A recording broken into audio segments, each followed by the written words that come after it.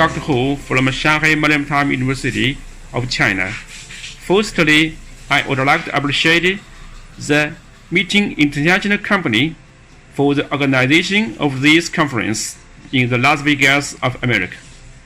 During this conference, I met some new friends, as Professor Lin Wei Gan from Tsinghua University of Taiwan, Professor Song Min-zong from Hangzhou University of South Korea, Dr. Wang En-hua from Peking Institute of Technology. Of course, I made a speech on aerodynamic simulation and experimental study of a worker cell for ocean-going ships.